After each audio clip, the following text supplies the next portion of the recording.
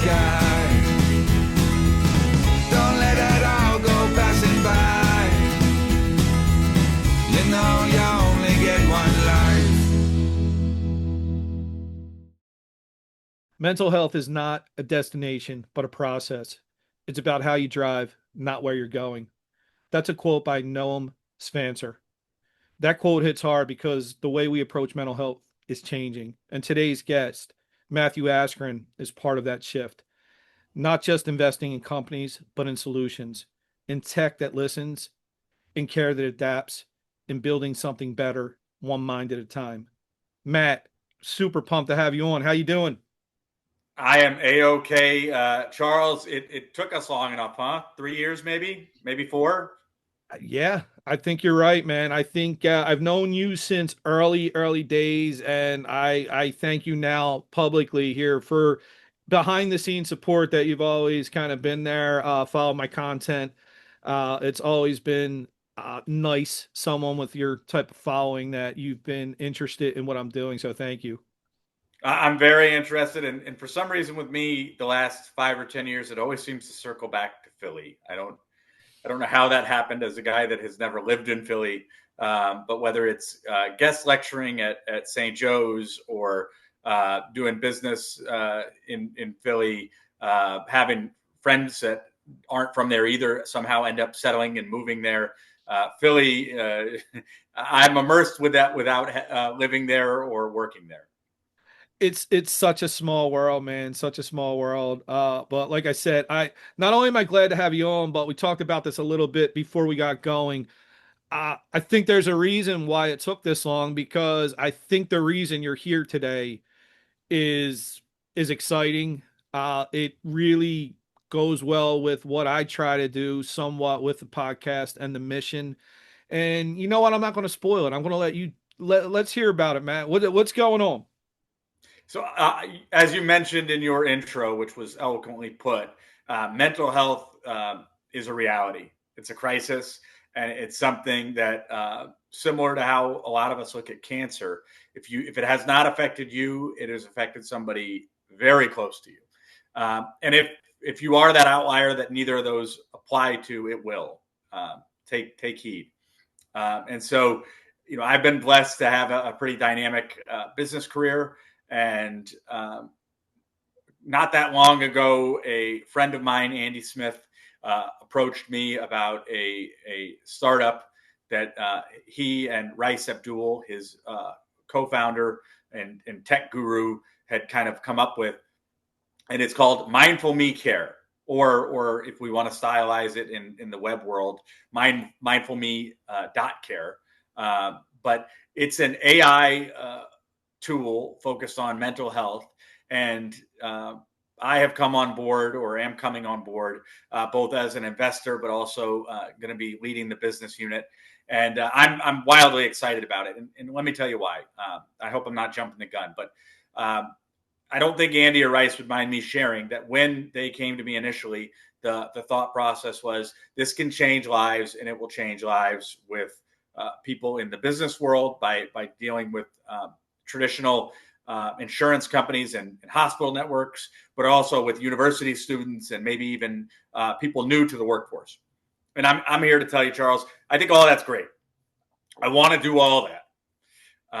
But as they pitched this to me to invest in and to work in, the part that caught my attention was, man, there are people out there that we need to be helping who help us every day.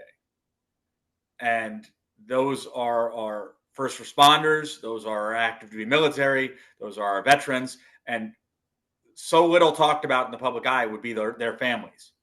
And so this service, this AI companion tool, this subscription based opportunity with apps and website and you name it, courses, actual clinical psychologists and social worker based courses can be used to help those that help us, those that keep us safe. I'm sure we'll get into it a little bit, but my background as a combat veteran, United States Marine, having so many people close to me in my life that are first responders, some that served in the military also, and others that didn't. but I recognize that need, that solution that we can be. And so I'm here to kind of tell you about it. I know that those are things that are near and dear to your heart as well, both on the mental health side, but then also on the helping the people that help us side. So. Absolutely. And, when it comes to the first responders, the military, I never served, but, one of my heroes, my grandfather served during World War II, and, it's always stuck with me and it's always been a big deal. So, one of the things when I started the show was, vets, vets, first responders, like not that you need it, but this platform is always open to you guys to try to help in any way I can. So Matt, I was thinking about this before we got into it. We always talk about, and you've seen me say this probably a lot, even on some of the things I do on LinkedIn, about how there's so much suffering in silence, No right? doubt. So I was thinking about this the other day because obviously, in the space I'm in, AI is becoming more prevalent. And I want to feel like I've been actively trying to use AI as a tool now for probably, a few years, trying to get out ahead of it. I thought about something the other day, and I wanted to ask you about this, though. I know mental health care is evolving fast, but when we talk about the suffering in silence, listen, I think the reason is people are embarrassed. They don't like to speak about it. They don't want to tell others about it. So I started to think about it. When it comes to the AI involvement, I think the slogan goes from suffering in silence to now you guys are coming out with something that maybe we flipped it, Matt. It's now you're healing in silence. What do you think about that? I think that there's first of all, there's a lot of truth in what you said. I agree with you wholeheartedly. And I've even got a tragic tale regarding a personal friend of mine that ended up, unfortunately, taking his own life in a very public way a couple of years ago on Camp Pendleton because he had suffered in silence and then made a very kind of public way with it. And we weren't able to stop that, unfortunately. But you can heal in silence with the AI, having the language model and the companion tool where somebody can literally interact with an AI that has been guided by psychologists and clinical social workers and professionals, I think is very beneficial. But a huge part of what we're trying to build with Mindfulme Care is a community. So, and allowing anonymity as well. And so that would allow people to utilize the AI to help them from a mental health standpoint, but also an opportunity to communicate within anonymity, if you so choose, to realize you're not alone in this, to realize you're not the only one. And I've said this, recently a lot, but I'm going to continue to say it because I mean it. If Charles or Matthew on a daily basis are at a 4 or a 5, that's all fine and that's all well on a scale of 1 to 10 for our mental health. The goal is to use a tool like ours on a daily or a weekly basis so that we can get to a 6 or a 7. And that sounds like all hunky-dory and fine. But if you understand the actual purpose of that, it's so that if we hit our worst day ever, for those veterans, if they have PTSD or they failure to adapt to their readjustment to the private sector, or if you're a law enforcement first responder and you have PTSD or you deal with a scenario that is just horrible and you have your worst day of your life, I want your worst day of your life to then become a 2 on that 1 to 10 scale. Because if you have a 2 on the worst day of your life, you're going to live to see tomorrow. And so that's the goal of trying to have this incremental brick by brick growth through Mindfulme.care. And we do that really with kind of 3 pillars. There's preventative care, there's professional care, and there's emergency care.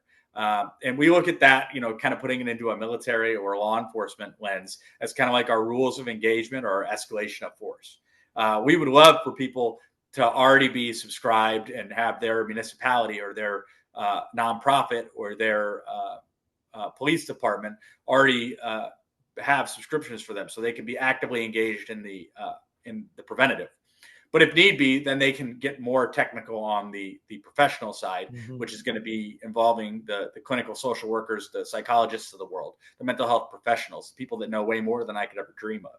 And then the emergency side, that's really where that AI comes in, that companion tool, that if they need to chat to somebody that has some knowledge, they can do that until they get help, even on down to having that AI contact EMS. And then we've even got, portions of our program in the preventative side, the meditation, some of the other stuff that are going to be free. All you have to do is subscribe. Nobody will ever have to pay for them, because we just want those communities to exist and those benefits. And we also want family members of those that have the subscriptions to be able to partake in it with them, because we recognize the family component. And we would love for all family members to subscribe as well, right alongside. But we understand that that's not always realistic. Yeah, listen, again, the more we talk about it, I'm excited for you, obviously, but I'm excited for the mission and what you guys are looking to accomplish. Is I think it's somewhat overdue. And when people hear mental health, listen, I don't think people, when they hear mental health and AI, it's two things that necessarily go well together, right? So Sure. let me just ask you this. What do you feel, or have there been questions about ethics when it comes to using AI in involving something as personal as mental health and mental illness? So there have been questions, but we feel like we satisfy those questions. We were HIPAA certified. We've got other certifications. We also have, again, on our board currently, we have licensed clinical social workers, licensed psychologists that are working with us to kind of maintain that integrity. And then the other component of this is our goal from a business case study standpoint, from a financial standpoint, is not to steal your data. It's not to hold on to your data forever and ever. That's not the root portion of our business. And so that maybe is another important part to think about. So we're not out here attempting to data mine you or somebody else. We're truly out here believing that by utilizing our expertise in the technology, which Rice Abdul, our founder, who really handles kind of the tech side, is just a savant. And having him as a tool in our toolbox, in a toolkit, to be able to help people is going to be great. And so I understand some trepidation. I also think that things like that are going to wean down over time, if for no other reason, just because people are understanding and going to continue to understand that AI and advanced technologies are going to be a part of everything that we do. And there is going to be fear and trepidation about these things. In our case, this is not AI to take people's jobs, to replace people. This is purely intended to help people and to serve as a companion tool and method to things that where people are already working. Think of it as an added benefit. Yeah, 100%. I think that, no, I'm glad that we just touched on that, because I think, there will be skepticism when you guys, are looked at. But, for me, when it comes to mental health and I hear AI, I had said this to somebody before about AI, and it comes to something as personal as mental health. I said, as long as the goal is allowing the person to stay and as anonymous as they want to be, right? As long as you're not infringing on their privacy, things like that, I think you're in a great spot. And it sounds like you guys have done, which I expected nothing else, knowing you, that you would do all that due diligence to make sure that all that compliance was in there. Apologies, my other life is coming in because I deal with that all the time, as HIPAA compliance and all that good stuff. So okay, now you're this advancement, I'll say, in using technology. Do you think the mental health space is starting to get the attention and innovation that it really deserves, Matt? I think it is, but again, where we maybe are a little different is we're serving communities that I don't think it is. So from a 30,000 foot viewpoint, yes, that's your answer. If we go down to 3,000 feet and we look at the people that are helping us the most and who are probably in need of this service the most, again, active duty military, the reserve component of military, their families, veterans, first responders, even college students, young adults going into the workforce. Those folks probably aren't getting those resources and attention. Even though I can tell you when I was getting out of the military, it was being recognized already that there was a need for mental health focus. There was a need for PTSD. There was a need for this stuff. But what there wasn't necessarily was the tools to accompany them. And even if you look at those university students of the world or those new hires, it's so common that folks of our generations kind of look at them and think, well, what do they need? I mean, they're just getting started. They need to take their lumps. And look, there could be some truth to that. Conversely, a lot of us have been around the block long enough to understand that just because there's some truth to something doesn't mean it's the whole truth. And look, these are not all one size fits all type solutions. So that's where, we believe that having these as part of a potentially part of a plan when you onboard an employee, having these as part of a plan when you first start a disciplinary action for employees. This can lead to greater retention, greater performance, both on the military law enforcement side, but also even just on your traditional business side. And then you factor in the and I'm not getting into a sales pitch here, but if you factor in the cost component of what we do versus a lot of other things, it really is crumbs. So, the risk reward, juice being worth the squeeze thing really does make it a lot more attractive. And at the end of the day, though, on the new hire side, if you look at the people that are 22 to say 26 right now, coming out of either out of college or out of military or out of trade school or even out of grad school, that component of people, invest in them now. Take heed. This is me speaking as a guy that has been in workforce leadership for long enough. Invest in them now, because in a blink of an eye, we all know how fast time goes. Think about how fast the last 3 or 4 years that you've been doing this show has gone. In a blink of an eye, those people will be your lower level leaders. And then in another blink of an eye, they'll be your middle managers. And in another blink of an eye, they'll start to become your executives. Mm-hmm. And you'll be like, how did that happen? And you will have either equipped them, you will have either fostered growth patterns for them, or you will pay the consequences. Yeah, you bring up really, really valid points there, Matt. And you did mention there the word cost. So I did want to ask you this, because I think this will probably come up, right? When somebody just looks at it at a very, at a surface level, they might look at what you're doing and say, well, what's the difference between that maybe there's a cost associated, or I could just, somebody can call 988. What do you see as the differentiator?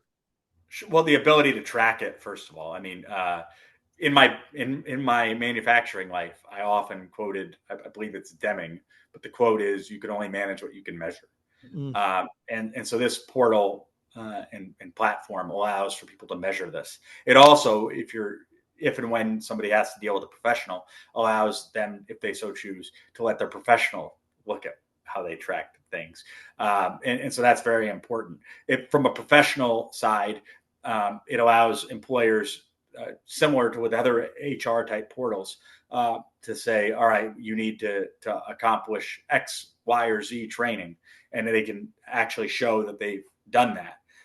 If and when we get this into the court systems, which we believe we're going to, then you may see the court system saying, okay, as part of your process for an offense that somebody's committed, they need to do course A, B, or C. And so the 988 doesn't provide those things, unfortunately. Okay. And so I would tell you is the greatest value. The same way that for myself, I'm an endurance athlete, a bad one, but I'm an endurance athlete nonetheless. And I utilize an app to track my endurance workouts. And the biggest positive it gives me is a collection of what I've done and how it compares to the past. And that allows me to kind of cut through some of the noise and trim the fat in that regard. As you were answering that question, I started to think about this was that it happened a few years back with me. I never had one before or prior, but I had a panic attack, right? Mm. And I could see how something like this would be valuable in identifying, for example, the way I felt at the time, the triggers, right? And, I've been fortunate that maybe only once since then that I've had to deal with anything like that. But I know I would have loved to have been able to really have a better understanding of like what was going on, what happened at the time to kind of help me, get through it easier and know the triggers and know. I think, look, probably I think deep down I'm a data geek too, so like for me, I data to me is power, and it really, I don't think we think of our mental health or mindsets as something that is, that we track or we look to see, are we better now than we were, that kind of thing. So I think that's a great answer that does show a differentiation. I think it shows the value. Well, Matt, especially talking with you before we went live here, and I've known you a few years now, but I think, I mean, look, obviously there's a monetary component and investment, but I think you're really backing something that combines compassion with cutting edge technology. Would you say to folks listening, watching, because I believe this is true, but what do you say as far as, I think, does this really show your personal values and your vision? Without question, being a Marine, I fall back on the Marine Corps' core values often, which are honor, courage, and commitment. I do believe this is an honorable thing. I do believe it's a courageous thing, and I believe that our commitment, the proof will be in the pudding with how we handle it, and also even with just how we're choosing to go about this, the way that we have, who we are choosing to go out of our way to try and help first and foremost. I really do believe that wholeheartedly. And even on down to some of the investors that we're reaching out to try and get further investment and some of the other things. We are reaching out with people that reflect onto those core values.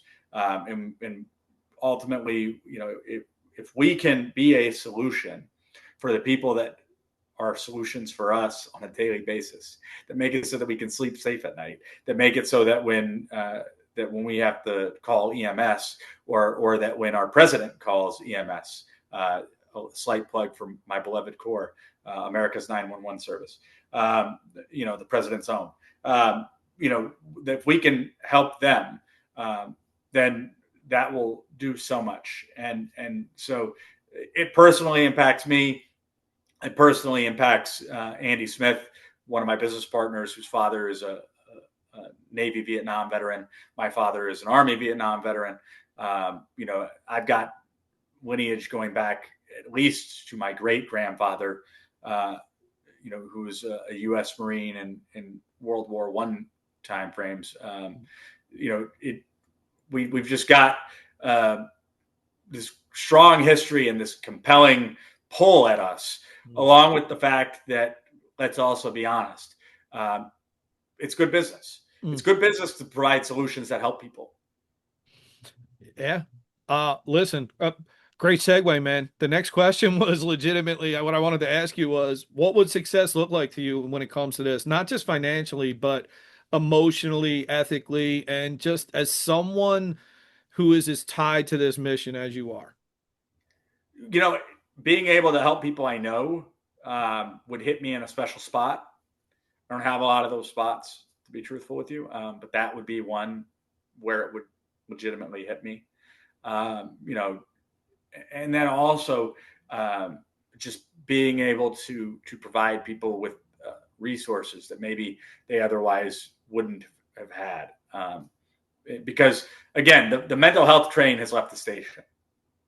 One, the need is overwhelmingly present, but two, our culture is just moving to satisfy that need at this point. There's no longer a significant pushback against that. I mean, I'm not saying there's not some level of pushback, but overwhelmingly, if you look at 2025 versus versus 2015, and then you look at how we're going to view mental health in 2035 versus 2025.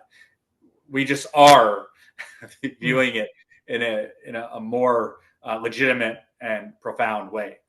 And so if we can be a part of that solution, if we can be a cog in that wheel, hopefully a unique and identifiable cog. We don't want to be just like everybody else, but that would be a success. And then at the end of the day, I got taught years ago by a mentor of mine that business isn't that hard. People make it hard. So the idea that I get to do business with a guy like Andy Smith, who I've known for about the last 5 years, and who we've just kind of continued to network and stay in each other's lives and be thought partners for one another. And then Rice Abdul, a guy that I've known a much shorter period of time, but who I already can see the value and kind of genius that he provides. That's cool. That's fun. That's awesome. I'm intrigued to see who else comes on board in various ways, whether they be through investment or through collaboration. But I think that there's probably some other fun, intriguing personalities that we can learn from and grow with. Yeah, I think sky's the limit, honestly, Matt. And I think I'm excited to see where you guys take this. One thing I love about doing this show is with guests I have on, it's not just doing the podcast. The podcast is kind of just the part of it. I love following and really watching how things develop from, in their life and whatever they're trying to do. That's always fun to me. I guess, you mentioned, we've talked a lot about helping people, right? From this perspective, what's one thing that you wish more investors would kind of knew, or people knew about investing in companies that actually help people? Sure. Well, I mean, I believe that people that are investing, whether it's individually or whether it's as a part of a group or firm, I think that it has to be more than numbers on a page. I think that there has to be a solution provided somewhere along the way. And if you look at my history with the companies that I've been a part of, whether they were very big or very small, I think that you'll see that kind of commonality in my career and in the people that I've been affiliated with. And so, yes, you need to have a strong EBITDA. Yes, you need to have a great vision. You need to have revenues. You need to have all the fun stuff. You also need to provide somebody a solution. And typically that can be summed up in a couple sentences. What are you solving for? Who are you helping? Why do people need you? And that, I think, is, again, a big differentiator in what can make people more excited to invest. Because at the end of the day, otherwise people could just sit at their laptop and go on E-Trade, or they could just play with crypto. What gets people to actually invest in companies? Yes, there is a growth potential that is very unique when you invest in companies that rarely exists outside of it. But also, there's a journey that you go on, and part of that journey is accelerated when you actually provide people with solutions, when you actually have a purpose.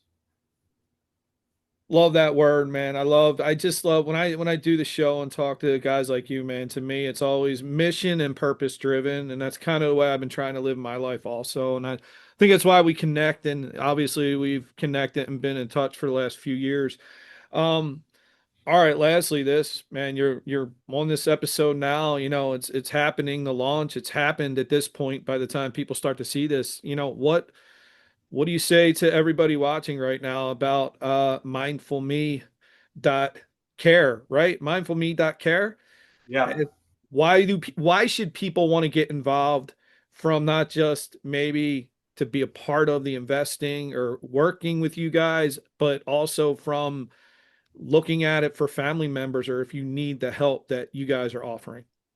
Sure. It's a great question.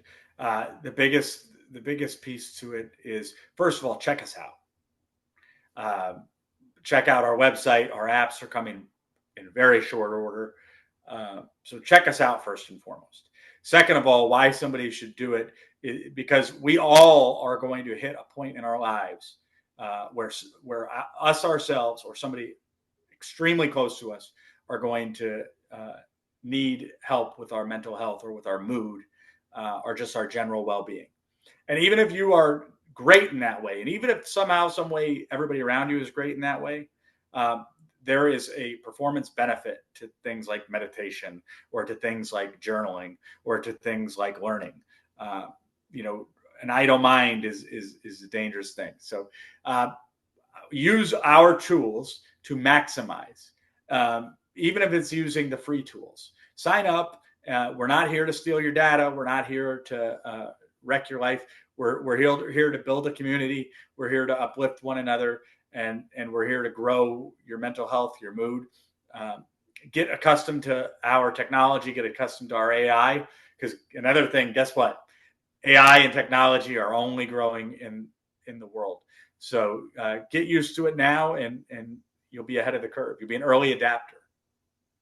Nice. Love it, Matt. And you know what, I'll just add and kind of end with this for anybody who's watching. For people who tune in that may not know who Matt is, I listen, take it from me, I've known Matt now probably 3 to 4 years, and he's always been someone I looked at as a very caring, honest, authentic individual. And when I hear that somebody like Matt's involved in something, I just naturally think that it has to be good and it has to be on the up and up. So please check out what Matt and Andy and the team over at Mindfulme have going on. And if you don't follow Matt on LinkedIn, you should, because he's always putting some cool stuff up there too. So that's where Matt and I connected. Matt, I'll add it in the show notes, but last thing, where links, any of that good stuff you want people right now to, go check it out right now. Absolutely. Mindfulme.care is the website. Please follow us on social media. Myself, Matthew Askren, I'm on LinkedIn for people to connect with. Andy Smith has got a tremendous social media, not just LinkedIn following. He's on YouTube. He's on Instagram. Andy Smith Life is usually his tag, but he's much taller and much better looking and a much better endurance athlete too. So keep all that in mind as it goes forward. But we make a great team. Rice Abdul, who's our third partner in crime, is really just a genius, and he allows Andy and I to push forward on a lot of the interpersonal things with our connections and our pursuits because of what he does on the technical side, and we're grateful to have him as well. That's fantastic. And listen, I know mental health, obviously a serious topic, but I would be remiss right now if I didn't point this out, is that I don't know if Matt realizes it or not, but he just gave Andy Smith probably some of the best ball busting material that we could ever ask for. So Andy, you're welcome. Andy, Andy's too nice to probably do it. He's got that Southern charm, but I look, 7 years in the Marine Corps, I can hang, bust away. Awesome. I'm here for it. Awesome. Well, listen, thanks, Matt. I really appreciate it. I'm excited. I can't wait to see how this plays out with you guys. I am going to check it out myself personally. For those listening and watching, please follow Matt, follow Andy, the team, check out Mindfulme. And thanks again. I really appreciate everybody tuning in. Take care. Bye. This has been the Bare Essentials. Thanks for listening. And remember, never hibernate on your goals.